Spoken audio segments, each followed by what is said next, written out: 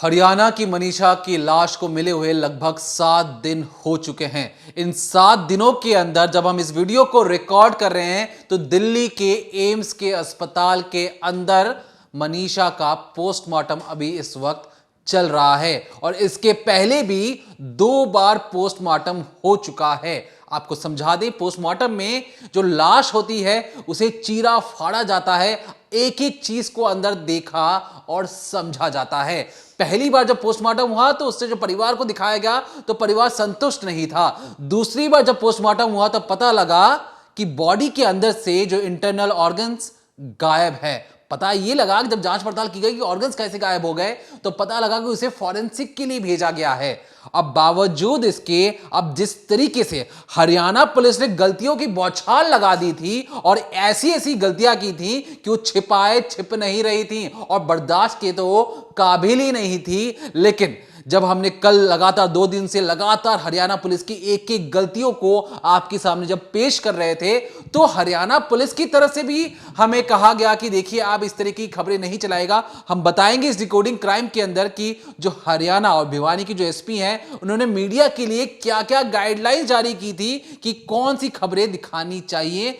नहीं दिखानी चाहिए। लेकिन खैर, जब हम हरियाणा पुलिस पर सवाल उठा रहे थे, जो लोग थे वो हरियाणा पुलिस के कार्यशैली पर एक एक तरीकों से सवाल उठाकर कह रहे थे कि हरियाणा पुलिस बहुत ज्यादा करप्ट है, उन्होंने अच्छे तरीके से जांच पड़ताल नहीं की और उसी की बदौलत जिस तरीके से लगातार 2 दिनों तक इंटरनेट बंद कर दिया जाता है उस इलाके का, अब इतने सारे लोगों के सामने आने के बाद, सबूत पेश करने के बाद आज जो मुख्यमंत्री हैं उन्होंने भिवानी की मनीषा की जो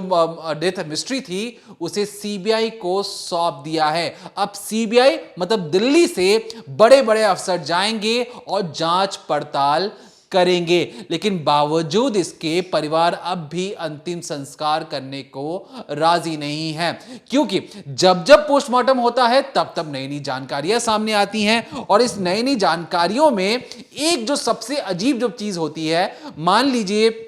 कि अगर आप पहली बार पोस्टमार्टम करते हैं, परिवार संतुष्ट नहीं है, परिवार जब दूसरी बार पोस्टमार्टम करवाता है तो फिर आपको समझ में आना चाहिए कि आप 21वीं शताब्दी में रहते हैं, इंग्लिश में कहूं तो 21st सेंचुरी में रहते हैं। प्रॉपर वीडियोग्राफी होनी चाहिए पोस्टमार्टम की ताकि कोई भी गलती की गुंजाइश ना बचे। लेकिन सेकंड पोस्टमार्टम की जो वीडियोग्राफी है उसका कोई भी अता पता अब तक नहीं लग पाया है। अब यहां तक कि कल हमने आपसे ये भी कहा था कि फोन गायब है, लेकिन फोन के कुछ हिस्से जरूर बरामद कर लिए गए। मसलन ये कि फोन का कवर मिल चुका है और कई तरीके से जानकारी ये भी आ रही है कि जो फोन है उसके बारे में हरियाणा पुलिस सही तरीके से जानकारी नहीं जुटा पाई है। एक इस तरीके से जो केस को, एक मर्डर केस को, एक डेथ मिस्ट्री को मटिया मेट करने का जो खाकी वर्दियों ने काम किया है, उसी के बदौलत ये जो जांच है पुलिस के हाथों से छीन कर सीबीआई को दे दी जाती है। पुलिस के एसपी और जो तमाम जो कांस्टेबल्स हैं उन्हें सस्पेंड कर दिया जाता है। अगर जांच अच्छी होती तो आपको लगता है ये सारी चीजें होती। तो क्या है पर्दे के पीछे की कहानी, चलिए तफसील से जानिए।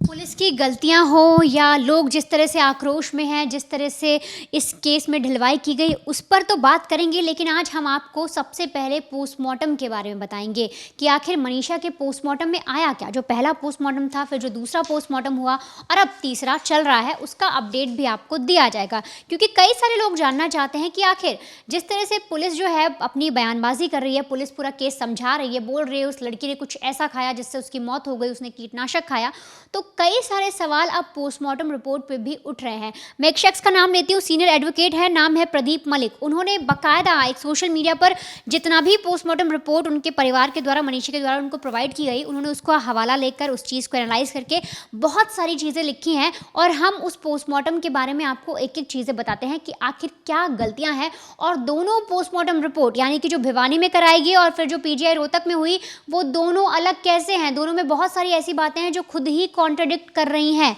अगर एक एक करके बात करना शुरू करें उस पोस्टमार्टम रिपोर्ट की, तो देखिए, सबसे पहले आप ये देखिए कि जो मनीषा है पुलिस ने एक बयान तो दे दिया कि भाई मनीषा जो लड़की थी वो जब घर से निकलती है और फिर उसके बाद रास्ते में एक दुकान पड़ती है और वहाँ से वो कीटनाशक खरीदती है, यानी पेस्टिसाइड खरीदती है। अब अगर हम टाइमिंग का बात पर जाएं और अगर पेरेंट्स की माने तो उन्होंने कहा करीब 7:30 बजे वो स्कूल वैन में बैठी और पुलिस के मुताबिक 8 बजे के आसपास उस दुकान पे पहुंची और उसने पेस्टिसाइड खरीदा। सुबह 8 बजे ऐसे इलाके में क्या दुकानें खुल जाती हैं? एक तो ये बहुत नॉर्मल सा सवाल है, और अगर खुली भी हैं तो वो पर्ची कहाँ है, वो रसीद कहाँ है? पुलिस ने ये तो कह दिया है कि देखिए जो रजिस्टर है उसमें मनीषा का नाम एंटर है कि उसने इस तरह से एक दवाई खरीदी। क्या कोई लोकल दुकान वाला क्या ऐसा कोई रजिस्टर मेंटेन करता है कि आप पेस्टिसाइड लेके जा रही है मैडम, यहाँ पर साइन करिए, अपना नाम लिखिए, अपनी एज लिखिए और अपनी डिटेल भरिए? क्या कभी आपने कभी ऐसी कोई दवाई खरीदी हो? बहुत से लोग किसान भी हैं, उनके घर में खेती होती है, तो क्या आप कभी ऐसी कोई दुकान पर सामान जब खरीदने जाते हैं, पेस्टिसाइड की मैं बात कर रही हूँ, तो क्या कभी आपने ऐसे किसी रजिस्टर पर साइन किया है? लेकिन वो पर्ची कहाँ है उसका अभी तक कुछ अता पता नहीं है। अब सबसे बड़ा सवाल उठता है, हमने कल भी इस बात को उठाया था कि आखिर 2 दिन बीते थे, जो बॉडी मिल जाती है उससे पहले किसी ने बॉडी वहाँ पर देखी नहीं, छानबीन सबने की होगी, परिवार वालों ने तो की ही होगी, लेकिन उस एरिया में कोई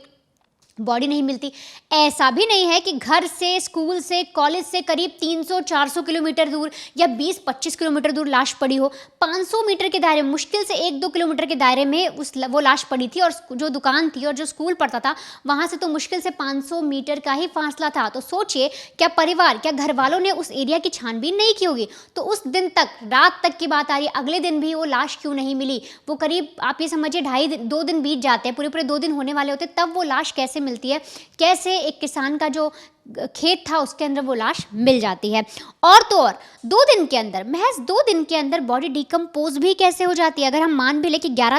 तारीख को ही मनीषा ने कोई ऐसा कदम उठाया और उसकी मौत हुई, तो बस महज 2 दिन के अंदर बॉडी इतनी ज़्यादा सड़ गई, क्योंकि पुलिस ने जो चीज़ें बताई, जो पोस्टमार्टम में भी कई सारी चीज़ें आई, हाथ गला हुआ था, उसका जो शरीर था पूरी तरीके से सड़ चुका था, तो क्या सिर्फ 2 दिन के अंदर मनीषा की बॉडी सड़ गई? और तो और इसके अलावा मनीषा ने उस खेत को ही क्यों चुना? ये सवाल अब भी बरकरार है। अगर किसी लड़की ने एक दुकान से पेस्टिसाइड खरीदा है तो वो ऐसी जगह चुनेगी जहां पर कोई शख्स ना हो। वो लड़की घर आकर भी कदम उठा सकती थी, वो अपना कमरा बंद कर लेती अगर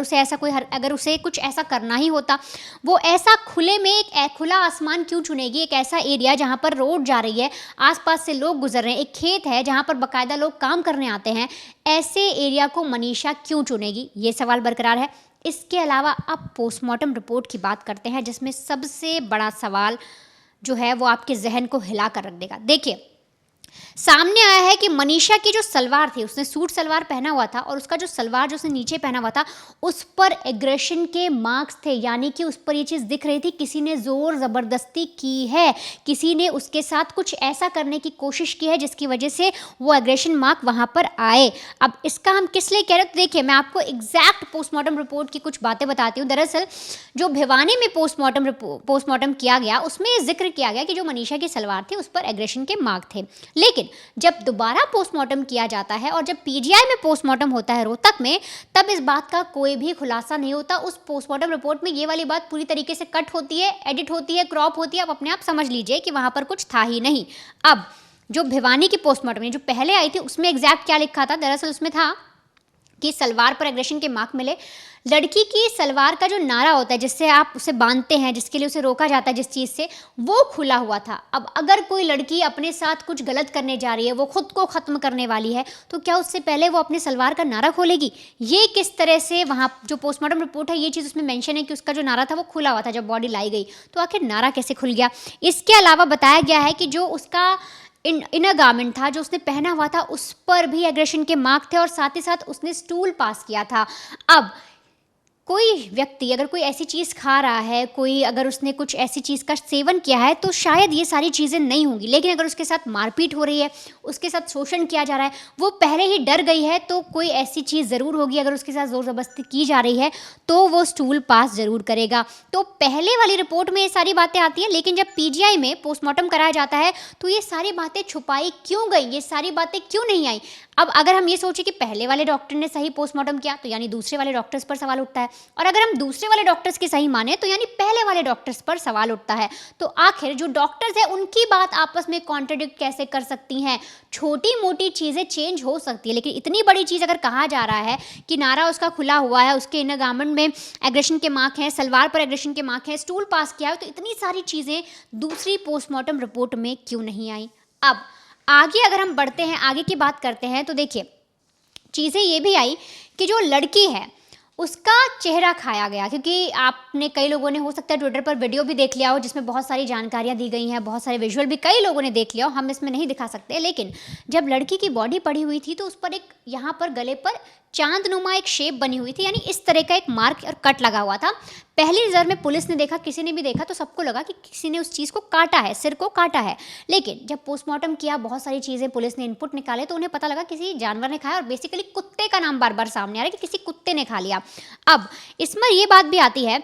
कि अगर कोई कुत्ता भी आया है, कोई जानवर भी वहाँ पर आया, तो उन्होंने सिर्फ ये जो सिर वाला हिस्सा है वही खाकर गया, उसको पूरा निकाल कर ही ले गया। अगर कुत्ता भी वहाँ पर था, हाथ पैर कहीं पर उन्होंने कोई चीज़ छेड़ी ही नहीं। इसके अलावा सिर्फ चेहरा ही, उस लड़की का सिर्फ इतना जो चेहरा है वही निकाल कर वो जानवर लेकर चले गए। ये अपने आप में सवाल बनता है। और पोस्टमार्टम रिपोर्ट में जब पहले कट का मार्क आया तो दूसरे रिपोर्ट में सीधे जानवर की बात कैसे आई, ये भी बहुत बड़ा क्वेश्चन बनता है। तीसरी, जो वकील हैं, जो बड़े बड़े एक्सपर्ट्स हैं, जैसा हमने कल एक सवाल उठाया था कि वो शीशी कहाँ है, वो स्प्रे की बॉटल कहाँ है, जिसके लिए पुलिस बोल रही है कि वो लड़की ने खरीदी, आपको उसकी पर्ची भी नहीं मिली कि वो खरीदी गई है, आपको उसका साइन भी नहीं मिला कि वो खरीदा गया, अगर दुकानदार ने साइन करवाया तो। इसके अलावा वो शीशी उस एरिया में होनी चाहिए। अगर लड़की ने उस जगह पर उस शीशी का सेवन किया, उस चीज़ को उसने यूटिलाइज़ किया, तो कहीं ना कहीं उसकी लाश के आसपास वो चीज़ मिलती। ज़्यादा नहीं मिलती तो कुछ आप 4-5 कदम चलते उन खेतों के अंदर मिल जाती, लेकिन अभी तक पुलिस को शीशी का भी कुछ पता नहीं है, क्योंकि अगर वो शीशी मिलेगी तब वो फॉरेंसिक में जाएगी और उससे भी बहुत सारी चीज़ें पता लगेंगी कि क्या उस लड़की के फिंगरप्रिंट्स थे, और भी बाकी चीज़ें निकल कर आएंगी। एक और अहम सवाल जो कल भी हमने आपके सामने उठाया था कि टाइमिंग क्या है, मौत की टाइमिंग क्या अभी किसी पोस्टमार्टम रिपोर्ट में साफ तरीके से कह दी गई है? अभी तक पुलिस ने ये डिस्क्लोज नहीं किया है कि लड़की के मौत का समय क्या था, क्योंकि हमने आपको जैसे इस केस में अगर पूरा हम आपको जिस तरह समझा रहे हैं तो उसमें आप ये देखिए कि लड़की करीब 6:30 बजे 11 तारीख को अपने पिता को कॉल करती है, 10 सेकंड की बात करती है, रात को 12 बजे फिर से कॉल करती है, और बीच में एक टाइमिंग और आता है 8 बजे के आसपास वो फिर से कॉल करती है। उसके फ़ोन से 3 बार उसके पिता को कॉल भी किए जाते हैं, एक 10 सेकंड का होता है, बाकी 2 मिस्ड कॉल होती हैं। तो यानी रात 12 बजे तक लड़की तो 11 तारीख को जिंदा थी, और उस रोज़ पुलिस जो है वो मना कर देती है, FIR तक नहीं लिखती, ढूंढती तक नहीं है, और ऐसे में अचानक से एक लाश मिलती है अगले रोज़, उसको कोई देखता भी नहीं है, बॉटल पुलिस को मिलती नहीं है, लेकिन फिर भी पुलिस ये प्रूव करने पर तुली है कि जो स्प्रे है वो लड़की ने खरीदा था और उसी से उसकी मौत हुई। और तो और घटनास्थल के पास जहाँ पर ये पूरी जो लाश रखी थी लड़की की, जहाँ पर डेड बॉडी पड़ी थी, वहाँ पर क्या, अगर मान लीजिए हम जानवर की बात पर यकीन कर लें अगर पुलिस की कि भाई जानवर ने खाया, एक कुत्ते ने खाया, तो जब कोई कुत्ता कोई जानवर किसी शरीर को नोच रहा है तो उससे कुछ लुथड़े इधर उधर पड़े होंगे, वो इतनी परफेक्शन से एक एरिया कट कर कर नहीं ले जा सकता। अगर वो नोच रहा है उसमें से बहुत सारी चीज़ें निकलेंगी, गर्दन से मांस निकलेगा, तो वो इधर उधर कहीं ना कहीं पड़ा होगा। क्या पुलिस को ऐसी कोई चीज़ें मिली? क्योंकि अगर कोई शार्प कट लगाएगा, कोई ऐसा मर्डर करेगा, तभी वो प्लान चीज़ें बतौर एक प्रोफेशनल तरीके से वो इधर उधर एक जगह से दूसरी जगह चली जाएगी। लेकिन कोई चीज़ को नोच रहा है, कोई उसे खा रहा है, अपने जबड़े से दबा रहा है, तो हो ना हो जो खून के छींटे हैं वो इधर उधर कहीं ना कहीं कुछ तो गिरे होंगे। इसके अलावा छोटे छोटे पार्ट्स जो उस गले के हिस्से के थे वो भी इधर उधर ज़रूर होंगे, इसका भी कुछ नहीं पता। और एक और सवाल जो नोट के बारे में कहा था, उस नोट में उस जो लिखा गया है उसे देखकर पता लग रहा है कि ये प्रिंटेड कॉपी है, वो हम आप सबको बता ही गए हैं। इसके अलावा अब एक और बात जो पोस्टमार्टम रिपोर्ट में आई है, दरअसल जब पहली बार पोस्टमार्टम कराया जाता है और सारी चीज़ें निकल कर आती हैं तो पुलिस ने पहली नज़र में बोलता है कि हाथ वाथ जो है थोड़े गल गए थे, सड़ गए थे। लेकिन अब एग्जैक्ट अगर मैं पोस्टमार्टम रिपोर्ट की बात करूँ तो देखिए उसमें ये लिखा हुआ है कि जो पहली पोस्टमार्टम रिपोर्ट थी उसमें ये आया था कि लड़की का जो ये वाला हाथ होता है ये थोड़ा गल गया था और एकदम टूटने गिरने जैसा होता है। जैसे आप समझिए कोई चीज़ डाली जाए, एसिड डाला जाए या तेज़ाब डाला जाए तो पूरा गलने लगता है, तो इस सिचुएशन में उसके हाथ की बात आई थी। लेकिन जब दोबारा पोस्टमार्टम कराया जाता है तो उसमें इसका जिक्र नहीं था, उसमें बस ये लिखा हुआ था कि मिट्टी से हाथ सने हुए थे। अब एक बात और समझिए कि पहली बार अगर पोस्टमार्टम हुआ एक लड़की का तो क्या कुछ हद तक जो मिट्टी है, जो बाकी चीज़ें हैं वो हट नहीं सकती? तो दूसरी पोस्टमार्टम रिपोर्ट में बारीकी से कैसे कह दिया गया कि मिट्टी से हाथ सने हुए थे बल्कि गल नहीं रहे थे? किस आधार पर ये कहा गया, क्योंकि पहली बार अगर पोस्टमार्टम किया गया तो आप ये समझिए कुछ हद तक मिट्टी जो है हाथ की एरिया की जो पूरे शरीर पर थी वो साफ हो जाती। पहली बार जब लाश ले जाई गई तो वो मिट्टी में बिल्कुल सनी हुई थी, लेकिन दूसरी बार जब पोस्टमार्टम कराया गया तो मिट्टी इस हद तक नहीं थी, लेकिन पोस्टमार्टम रिपोर्ट में जिक्र किया गया कि जो मिट्टी है उससे लड़की सनी हुई थी और हाथ में कोई गलने का निशान नहीं है। इसके अलावा रोहतक की पोस्टमार्टम रिपोर्ट ये भी कहती है कि इंटरनल ऑर्गन जो है वो गायब है, लेकिन भिवानी की पोस्टमार्टम रिपोर्ट में ये आया था कि जो यूट्रस हैं और ओवरी जो हैं उन्हें हम जांच के लिए भेज रहे हैं। तो बाकी के ऑर्गन कहाँ हैं? भिवानी में तो सिर्फ 2 ऑर्गन्स की बात की गई थी कि यूट्रस और ओवरी को हम भेज रहे हैं फॉरेंसिक लैब, वहाँ पर जांच होगी, लेकिन जो दूसरी पोस्टमार्टम हुई उसमें कई सारे ऑर्गन्स गायब होने की बात हुई। तो अगर 2 ऑर्गन पहली वाली पोस्टमार्टम रिपोर्ट में निकाले गए उनकी जाँच कराने के लिए, तो बाकी के ऑर्गन्स कहाँ गए? इसके अलावा हम बार बार वही कह रहे हैं कि अगर वहाँ पर जानवर आए तो उनके कुछ तो निशान होंगे, कहीं पर कोई जानवर गया होगा तो उसके पंजे के निशान होंगे, कौन सा जानवर था, क्या अब तक कोई पता लगा पाया? इसकी भी कोई डिटेल अभी तक पुलिस के पास नहीं है और पुलिस की तरफ से कोई भी चीज़ें ऐसी नहीं कही गई हैं। तो पोस्टमार्टम की ये छोटी छोटी चीज़ें हैं जो हमने आपके सामने रखी, क्योंकि इसी से ये चीज़ कहीं ना कहीं दिखती है कि उस लड़की के साथ कुछ ना कुछ गलत तो हुआ है, और ऐसे में जो परिवार है वो मानने को तैयार ही नहीं है। पिता जो है वो बिल्कुल संतुष्ट नहीं है, जो माँ बाप हैं वो संतुष्ट नहीं, उनका साफ तौर पर यही कहना है कि पुलिस ने चूक की हैं, पुलिस से बहुत सारी गलतियां हुई हैं, और अब अगर पुलिस हमारे सामने आकर कह भी दे कि हमारी बेटी ने कुछ ऐसा किया तो हम मान कैसे ले। उनका साफ तौर पे कहना है कि अगर पुलिस 11 तारीख को जब हमने शिकायत की थी उसी वक्त अगर एक्शन में आती तो शायद आज हमारी बेटी मनीषा जिंदा होती। अब आप समझिए किस तरह से जो पूरा केस है ये घूमकर पुलिस पर ही भारी पड़ रहा है, पुलिस क्या गलतियां कर रही है और कौन सी ऐसी छोटी छोटी चीज़ें हैं जिसकी वजह से ये जो केस है आप यूँ समझिए मिट्टी में पूरी तरीके से मिल गया है। इसको पूरी जो पुलिस है वो अच्छे से इन्वेस्टिगेट नहीं कर पाई। देखिए, इस पूरे केस में जो सबसे अजीब बात जो आपको सुनकर पहले ही बार में समझ में आ जाएगा, एक लड़की जो गायब होती है 11 तारीख को, 12 तारीख को एफआईआर होती है, 13 तारीख की सुबह सुबह डेड बॉडी मिल जाती है लड़की की, और जिस अवस्था में थी वो किसी से छिपी नहीं है। लगभग कितने घंटे होते हैं? 48 घंटे भी नहीं होते हैं।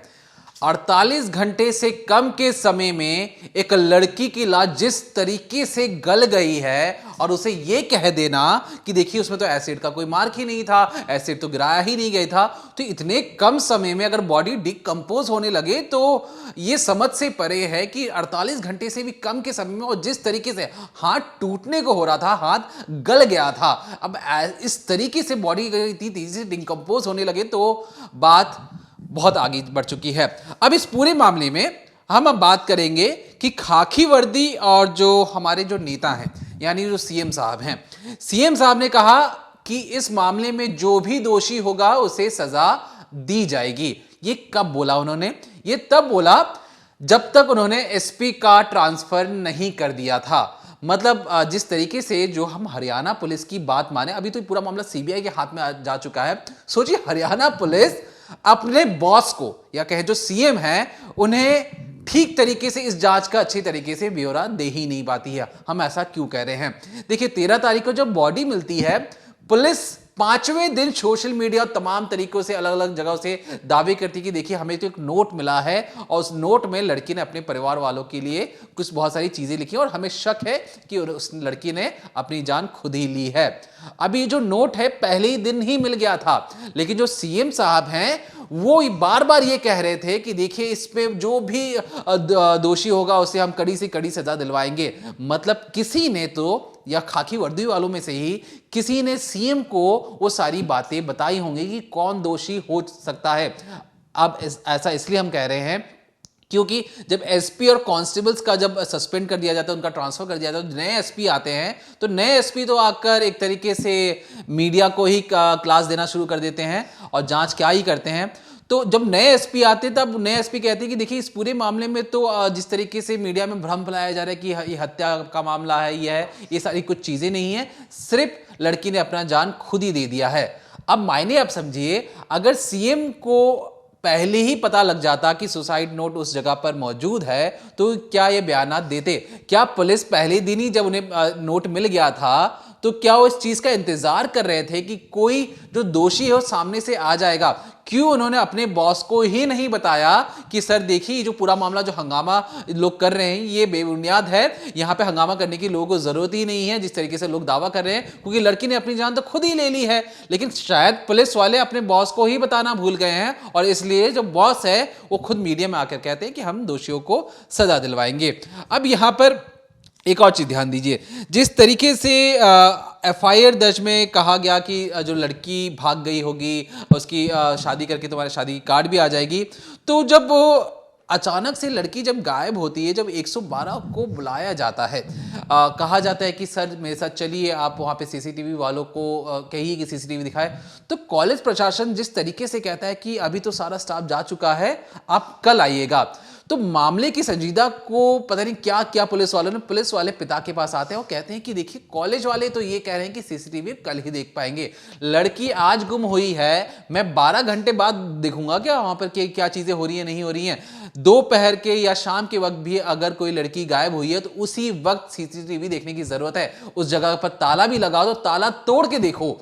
और नहीं देखने की वजह से आज चीजें क्या से क्या हो गई हैं। अगर लगता कि उस जगह पर लड़की नहीं आई तो बात ठीक थी, लेकिन आपने इतनी लेट लतीफी कर दी, आपने जी हजूरी करने के चक्कर में, और पीसीआर वाले वहां पर आकर कहते हैं कि ठीक है, हमने तो वो कह रहे हैं कि कल आके देख लीजिएगा, आप तब तक एक काम कीजिए, थाने में जाकर रपट लिखवा दीजिए। अभी जो रिपोर्ट लिखवाने की बात कही जा रही है, पीसीआर में जो 2 लोग आए थे, जो खाकी वर्दी में आए थे, वो उस वक्त चाहते तो उस वक्त ही पूरा मामला सुलझ सकता था, लेकिन मन में पता नहीं क्या था। अब जो तीसरी जो चीज आते हैं, लाश के गर्दन पर घाव था। अब यहां पर जिस तरीके से हमने बार बार आपसे कहा कि जो नोट है उसे अचानक से इतना सीक्रेट या गुप्त क्यों रखा गया, खुद सीएम साहब से भी उसे सीक्रेट रखा गया, गुप्त छुपा के रखा गया, लोगों से छुपा के रखा ही गया, परिवार से भी छुपा के रखा गया, ऐसी वो कौन सी चीज वो तलाश रहे थे जो उनको समझ में ही नहीं आया कि ये जो नोट है इसमें तो लड़की अपने बारे में ये सारी चीजें बता रही हैं। अब इसके आगे जब हम बढ़ते जाते हैं तो हमें बहुत सारी चीजें और पता लगती हैं कि हमने कल भी आपसे कहा था कि जो लड़की है मनीषा, उस जगह पर कहां पर मौजूद है उसके सेल टावर लोकेशन से पता लगाया जा सकता है। अब मैं आपको एग्जैक्ट टाइमिंग बताता हूं, 3:08 पर बंद हो गया था मनीषा का फोन, दोपहर 3:28 पर। ऐसी कौन सी जगह पर वो थी जब उसका फोन स्विच ऑफ हो गया था? हमारे पास जो भी फुटेज है वो लगभग 2 बजे तक के आसपास का फुटेज हमारे पास है, जहां पर चलती हुई नजर आ रही है, मतलब 2 बजे तो बिल्कुल ठीक ठाक थी। 3:08 लगभग 3:10 के आसपास दोपहर के उसका फोन स्विच ऑफ हो जाता है और अचानक से 6:26 पर उसका फोन फिर से ऑन होता है और दोबारा से वो बंद हो जाता है। उसके बाद अचानक से 11 से 12 जो दरमियानी रात का समय था, 12:04 से 5 मिनट पर दोबारा फोन ऑन होता है। तो ये जो फोन बंद हो रहा है,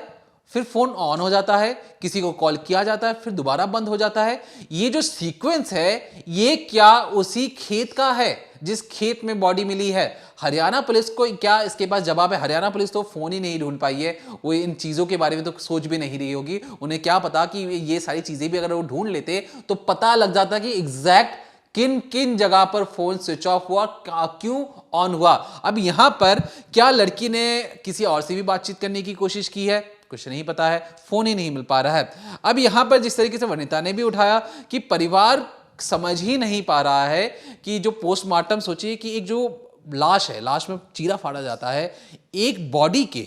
जिसे मरे हुए 7 दिन हो चुके हैं, उसकी लाश को 3 बार काटा गया। अब हम जिस वक्त ये वीडियो बना रहे हैं इस वक्त भी उस बॉडी की चीर फाड़ किए जा रहे हैं, पता नहीं अंदर से अब क्या चीजें निकलेंगी क्या चीजें नहीं निकलेंगी, लेकिन छोटा सा छोटा सबूत भी इस पूरे केस की जो दिशा है उसे मोड़ सकता है। तो फिलहाल के लिए इस पूरे मामले को सीबीआई को तो सौंप दिया गया है, लेकिन हमारा सवाल सीबीआई से भी है। हरियाणा पुलिस ने तो मटियामेट कर ही दिया है, अब सीबीआई भी आप सोचेंगे कि कोई सेंट्रल एजेंसी है, बहुत बढ़िया काम करेगी, सक्सेस रेट उसका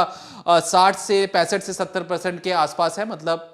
100 में से हम उसे या 10 में से सिर्फ 7 नंबर ही देंगे, ये हम नहीं दे रहे, सीबीआई का खुद का ये नंबर है। अब ऐसा क्यों? आपको याद है सुशांत केस क्या हुआ? उसमें कुछ नहीं पता। आरुषि हेमराज मर्डर केस अब तक अनसुलझा है। निठारी का जो केस था जिसमें जो आरोप लगा कि जो मालिक है, जो नौकर है, उन्होंने बच्चों को मार मार कर खा लिया, आज के टाइम पे क्या है, दोनों छूटने वाले हैं। एक तो मालिक बाहर ही है और जो दूसरा है उस पर अच्छे तरीके से जो सबूत ही वो पेश नहीं कर पाए, चाहे वो पुलिस हो चाहे सीबीआई हो, मटिया मेट कर दिया गया। दो धर्मस्थला में सौजन्या का जो केस था उसमें भी जो सीबीआई ने जिस तरीके से जांच पड़ताल की, कोई चीजें बाहर सामने नहीं आई। अब एक मामला और सही मनीषा का, आप खुद सोचिए, जितने भी हाई प्रोफाइल मामले हैं, आपको कब ऐसा याद होगा कि सीबीआई ने इस मामले को, इतने बड़े मामले को इतनी अच्छी तरीके से सुलझाया कि हर किसी ने सीबीआई की वाहवाही की। तो यहां पर भी मुझे तो खास तौर पर उम्मीद कम ही लगती है कि सीबीआई इस केस में कुछ अलग कर पाएगी, लेकिन फिलहाल के लिए परिवार को एक आस मिली है, परिवार को एक तरीके से लग रहा है कि इंसाफ मिल सकता है, क्योंकि अगर जो हरियाणा पुलिस ने जिस तरीके से कार्यशैली है, जिस तरीके का उन्होंने काम किया है, एक सेंट्रल एजेंसी एक दूसरे स्टेट की जब अफसर आके जांच करेंगी तो शायद इस मामले में कुछ बदल जरूर सकता है, और बदलना चाहिए, क्योंकि उस लड़की के इंसाफ का मामला है। उस लड़की की जिस तरीके की जो हालत की गई थी, जो बॉडी है, अब यहां पर बार बार कहा गया कि देखिए जो कुत्ते ने खा लिया, जानवर ने खा लिया, ऐसा कौन सा जानवर है जो एक इंसान का जबड़ा फाड़कर उसके मांस को खा सकता है, क्योंकि ये जो हिस्सा होता है, ये जो हिस्सा बहुत ज्यादा मजबूत होता है, उतने हिस्से को फाड़कर खाने का मतलब यह है कि उस इलाके में आदमखोर जानवर घूम रहा है, एक ऐसा जानवर जो इंसान को खाता है, या जो जानवर, हम जिस जानवर की बात कर रहे हैं वो कहीं कोई इंसानी तो नहीं है, जो जानवर की भेष में वहां पर शिकार कर रहा है। पुलिस वालों को मानना है, डॉक्टर्स का मानना है कि जानवर ने उसका जो लाश है उसकी जबड़े फाड़े, वहां पे उसकी चीजें को खाई। ये जो इलाका है, ये गले का, इतने इलाके को ही गायब करने की कोशिश की गई है। तो ऐसा कौन सा जानवर जिसे हाथ पसंद नहीं आ रहा, जिसे छाती पसंद नहीं आ रही, जिसे सिर्फ और सिर्फ चेहरा पसंद आ रहा, और चेहरे को इस पूरे केस में एक तरीके से खाने के बाद, या कहें उस बदनाम करने की कोशिश की गई थी कि लाश की पहचान ही ना हो पाए, और इसलिए इस बॉडी से जो परिवार वालों ने कपड़ा देखकर और बाकी चीजों को देखकर पता लगाया कि ये उन्हीं की बेटी है। नहीं तो चेहरे की जो हालत थी वो कहीं से भी कोई ये नहीं कह सकता था कि ये उन्हीं की बेटी, आंखें तक निकाल ली गई थी। और उस पर भी हरियाणा पुलिस का जो रवैया है वो ये कहते हैं कि आपकी बेटी तो शादी करने गई होगी, शादी का कार्ड छपकर आपके हाथों में आ ही रहा होगा। एक बाप जो भीख मांगता है इंसाफ की, उसे अगर ऐसा जवाब मिले खाकी वर्दी के द्वारा, तो कहीं ना कहीं इस सिस्टम पर लानत है जो इस तरीके की कार्यशैली करता है। और ऊपर से जो हरियाणा पुलिस के जो एसपी, भिवानी की जो एसपी हैं, वो मीडिया को एक बकायदा प्रेस रिलीज करके ये कहते हैं कि मीडिया कोई भ्रामक खबरें ना चलाए, कोई झूठी खबरें ना चलाए, हम तहकीकात कर रहे हैं, अगर कोई झूठी खबरें प्रसारित या कोई भी ऐसी चीजें करेगा तो हम उसके खिलाफ कार्रवाई करेंगे। तो एसपी साहब, कार्रवाई तो आपको करनी चाहिए थी उस मनीषा के लोगों तक पहुंचने के लिए, उस मौत की या डेथ की मिस्ट्री को पता लगाने के लिए, उस रहस्य से उजागर करने के लिए कि असल में उस रोज हुआ क्या था। अगर इतनी अच्छी आपकी फाइंडिंग और इन्वेस्टिगेशन होती तो ये पूरा मामला हरियाणा पुलिस के हाथ से छीनकर सेंट्रल एजेंसी यानी सीबीआई के हाथ में नहीं सौंपा जाता। तो पहले आप अपनी जांच पड़ताल अच्छे तरीके से करें, अच्छी इन्वेस्टिगेशन होती तो हम भी तारीफ करते, लेकिन इन्वेस्टिगेशन अच्छी नहीं थी, और इसलिए हम पहले दिन से ये सवाल उठा रहे थे, और सवाल उठाते उठाते आज ये मामला उनसे छीनकर सीबीआई को दे दिया गया। तो इस पूरे मामले पर हमारी पैनी नजर तो बनी हुई है। तब तक देखते रहिए डिकोडिंग क्राइम, सोमवार से शुक्रवार शाम 7:30 बजे।